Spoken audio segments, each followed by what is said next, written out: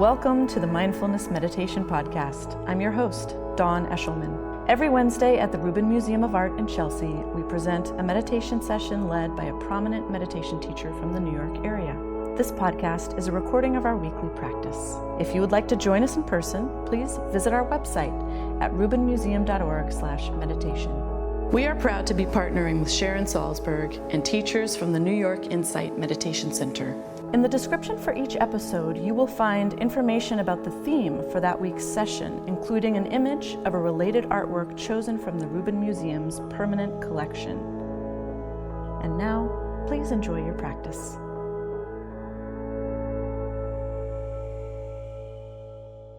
Hello, hello. I feel the energy of spring in the air here. Welcome to the Rubin Museum of Art and to our weekly mindfulness meditation practice. My name's Dawn Eshelman. It's great to have you all here. And how many of you are here for the first time? Welcome. Be welcome here. We love having you. How many come just about every week? Welcome, welcome. In between. Welcome. Welcome, podcast listeners.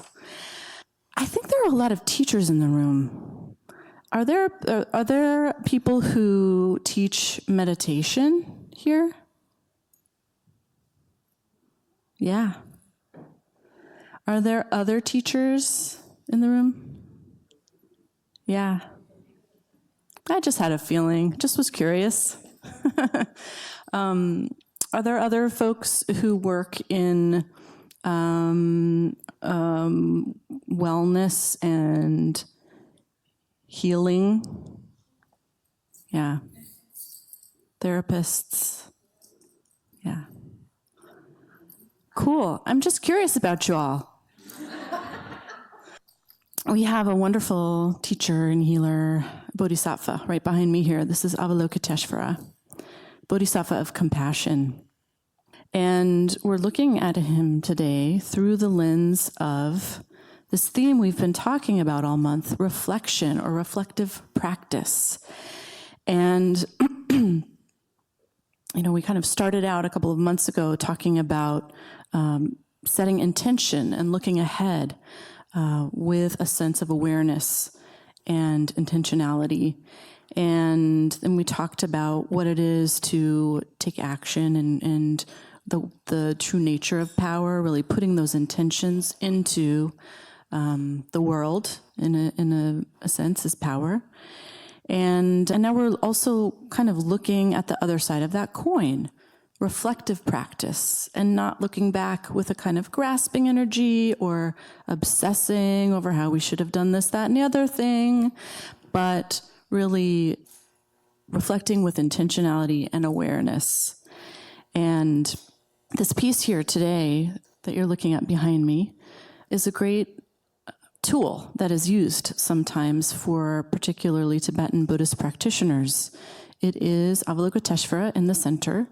It is also a mandala. This is something that is used by practitioners as a kind of memory map, a way of remembering particular tools and practices that they can guide themselves through using in their meditation. And you can see on the outside there's a very large circle, and then there are 4 gates, 4 different entry points. And in fact, mandalas are bird's eye views of palaces. So if you imagine you're looking at a kind of layout of a palace, and the practitioner would typically work their way from the outside in as a part of their practice. And at the center there is, of course, Avalokiteshvara, who we see in different emanations sometimes, and often see Avalokiteshvara with many, many, many arms, sometimes 1,000 arms. This is, of course, testament to his power, his ability to take action in many ways. Here we see 4 arms. That's a lot too, It's more than 2. 2 is even a lot, right? We could take action with 2 arms. And Avalokiteshvara emanates in the Buddha forms, also surrounding his form there. There are these 6 Buddhas of the 6 realms, and he emanates with those through those forms to bring enlightenment and benefit to the 6 different realms and different types of living beings. And then above his head is Buddha Shakyamuni, responsible for the human realm, helping us out. So we are going to hear a little bit more about Avalokiteshvara from our teacher today, Kate Johnson, who is back with us. So nice to have you back here in this room, in this practice. Kate works at the intersections of spiritual practice, social action, and creativity. She's a practicing Buddhist practitioner, meditating in the Western Insight Theravada tradition, and is empowered to teach through Spirit Rock Meditation Center. She has a BFA in dance from the Alvin Ailey School at Fordham University, an MA in Performance Studies from NYU. She's a core faculty member of MIT's Presencing Institute, helping people and organizations make change, and has trained hundreds of leaders and change makers in using social presencing theater, a mindfulness and dance improvisation methodology used to inform strategic planning and systems change in our complex world. Please welcome her back, Kate Johnson.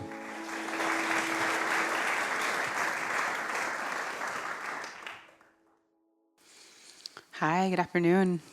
Yeah, it's good to be back in this room, and excited to have the opportunity to talk about this theme of reflection today. And with this theme of reflection, I remembered teaching from a Brazilian educational theorist named Paulo Freire. Some of the educators in the house might know him. He wrote a book in the 70s that was really influential for many of us who like popular education methods, and it was called Pedagogy of the Oppressed. And in it, he said that all learning requires both action and reflection. Action and reflection. And so I love that, following this month of investigating intention, that we can actually engage this other part of learning, which has to do with, we put this intention out there. How did it go? What was the result? And that through that reflection, we can sense into what our next right move might be. And for Avalokiteshvara, the first story I heard about this figure, who I relate to as this archetypal energy of bodhisattva of compassion. Bodhisattva is a being who's made a vow, and usually it's a vow to not rest, not transcend the earthly realm until not only oneself but all other beings are free. So bodhisattvas take this vow to always return to earth and to help people and serve people until every single person is liberated, every being, every worm, every roach, everybody. And Avalokiteshvara has different, emanations within Tibetan Buddhist traditions. Also has kind of, cousins or siblings and other spiritual traditions, often associated with Mother Mary in Christianity, or Kuan Yin in the Chinese Buddhist traditions. And the first story I heard about Avalokiteshvara really spoke to my heart. I was told it by 2 teachers that I love, Tanisara and Kintasaro. They're Buddhist teachers, so I'm actually going to go spend a month in meditation with on Saturday. I'm leaving. And the way that they told this story really spoke to my heart and my experience, so I wanted to share it with you. They said that Avalokiteshvara, as we mentioned, had made this vow to liberate all beings. We can think of this also as a vow to love all beings. And so took this vow and then kind of put his head down and started working, pulling beings out from all kinds of painful situations, saving 1, saving 2, grabbing them by the handful, and got to work for eons and eons and eons, just saving and loving beings one by one. And at some point, the thought comes, in this process of attending to the suffering of vast beings, gosh, I've been doing this for a really long time. I bet I'm getting close to fulfilling my vow, but I'm getting close to the, having saved all beings, right? So he decides to look up and just see kind of how he's doing, and discovers that as he's been saving beings one by one, beings have actually multiplied. So that now there's even more beings who are suffering and need help than when he took the original vow. And at this point, these teachers said his body basically exploded. Like he had this moment of like looking back and being like, Gah! Into thousands of pieces that were strewn all over this great field. And then one of these pieces of Avalokiteshvara is said to have called out for Amitabha Buddha, who is kind of like the teacher of this version of Avalokiteshvara, and says, please, can you help me? Can you help us? And so Avalokiteshvara comes and slowly starts to put, Amitabha Buddha comes and slowly starts to put Avalokiteshvara back together piece by piece by piece. And it said that that's how, one version of a story of how he received got all of these arms that actually had been exploded into so many pieces that when he put him back, he had these 1,000 arms now. And that story was so helpful to me because the reason why I started meditating, I think, is that I just couldn't handle the suffering in my own life and the suffering in the world. And, meditators were talking about suffering, and I was like, I know what you're talking about, I get it. And I need to find a way to work with this so that I can not be so overwhelmed, and then I can actually see what's happening and feel what's happening and still have something left to respond. And so as we go into practice today, I'll just invite you to think about your own vows that you've made. My mom was a doctor, and she made vows about being a healer, right? No matter what, no matter where, on the clock, off the hawk, if someone needed help, she made this vow to help them. Maybe you've made a formal professional vow like that, or maybe you have a vow that you haven't even thought of as a vow, but a mission, a reason for doing what you do, a strong intention for how you choose your work and your activity in the world. And so just taking a moment to reflect on if there's anything like that for you. And the cool thing about vows, from the perspective of compassion, is that whether it's towards ourselves or towards all beings, it's kind of the same vow. And so, in our meditation practice today, we'll spend the bulk of the time, as we usually do, gathering and unifying the mind in a practice called samatha, or shamatha in Sanskrit. It's a peaceful abiding practice. And so we use an anchor for the attention, in this case, the feeling of the breath, to rest our awareness. And of course, from time to time, the mind does what it does. It's kind of a thought machine. It starts planning or remembering or rehearsing.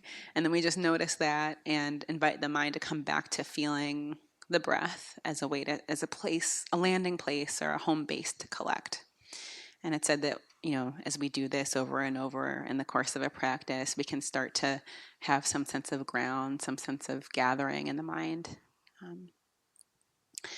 And then from time to time, if something that could be called suffering arises for you, maybe it's clinging to a thought that hurts you. Maybe it's a way of treating your mind when it goes away that's kind of a harsh pullback rather than a gentle gathering.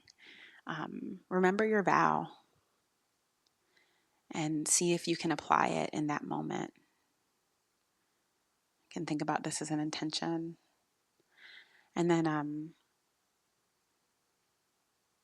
towards the end of practice, we'll have a more opportunity to reflect and have follow that up with some questions or insights if you have them.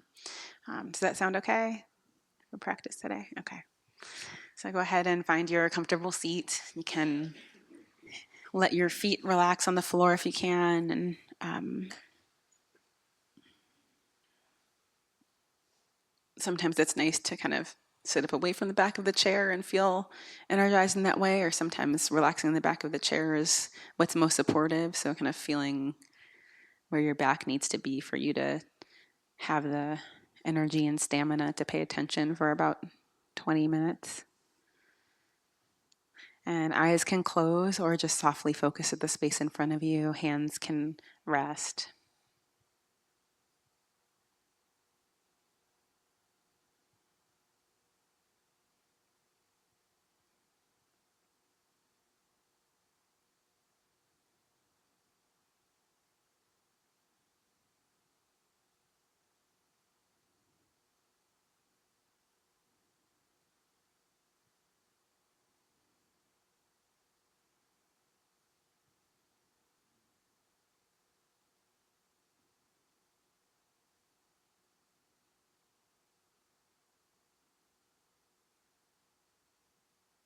And perhaps bring to mind again your vow, your guiding intention for your life and work. May be articulated in a phrase, or maybe it's a feeling, a vision of the future that you'd like to create.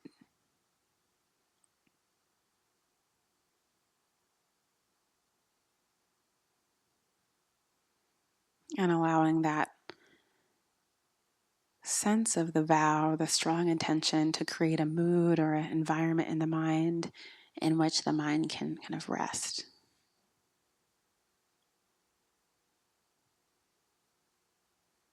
Bringing into the foreground the feeling of breathing.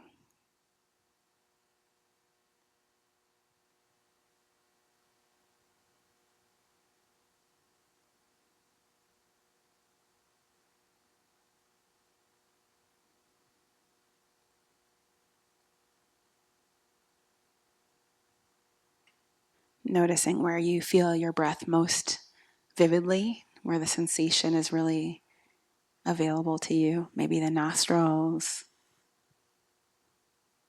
maybe in the chest or the belly.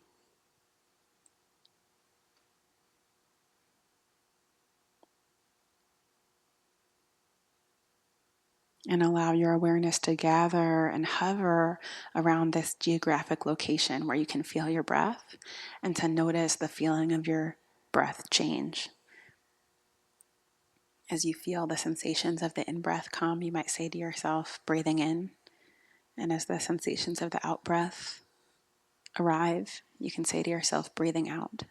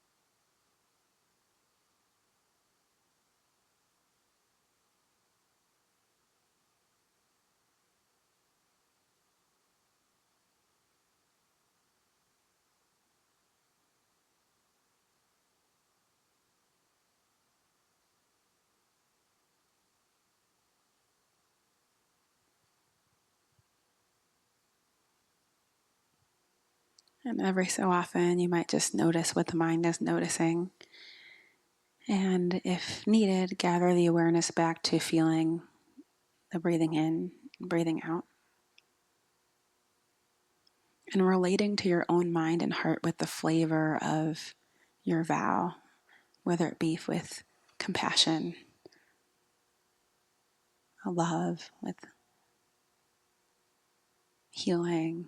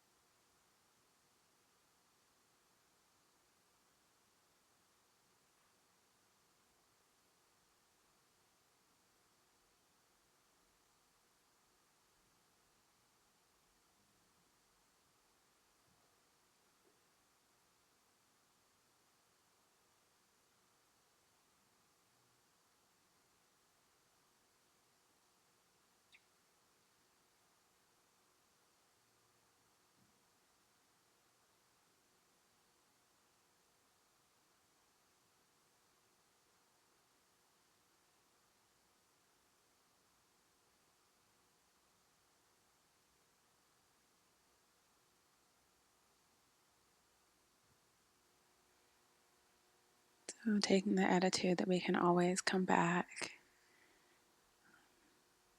to the feeling of breathing, and that journey is always worth it to arrive again in the felt experience of this moment by connecting with this one breath.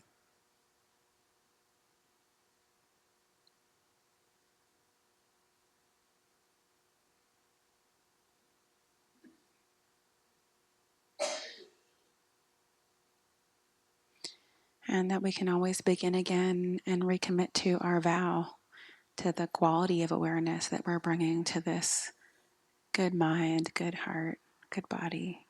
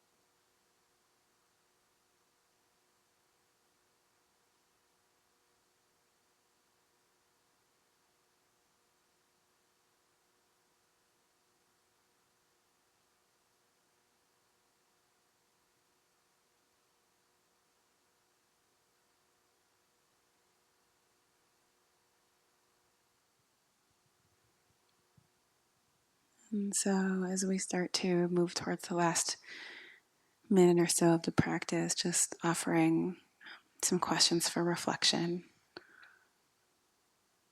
inviting you to look back over the span of your practice and reflect on the state of your mind and heart right now. Just see what was the effect of that practice.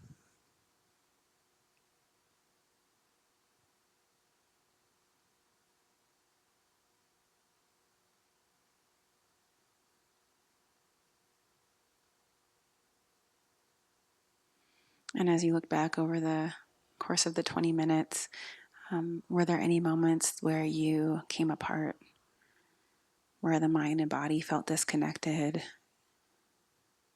or where you became overwhelmed or self-critical?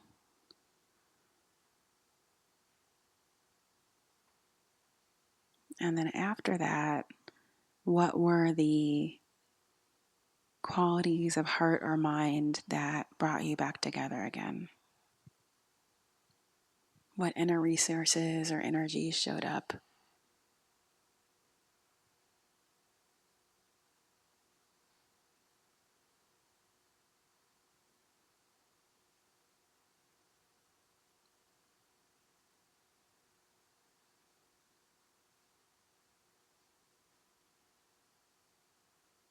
What helped you to keep going?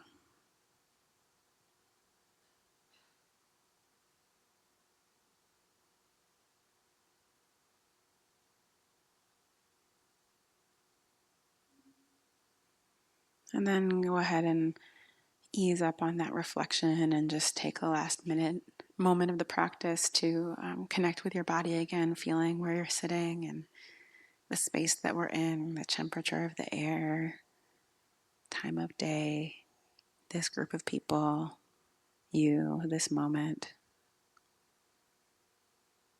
And maybe a sense of appreciation for being able to sit together in this way.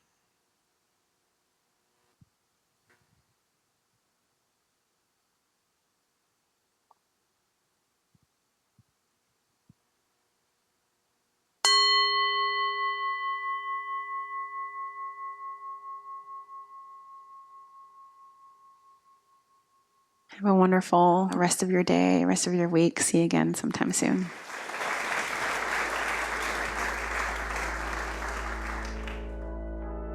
That concludes this week's practice.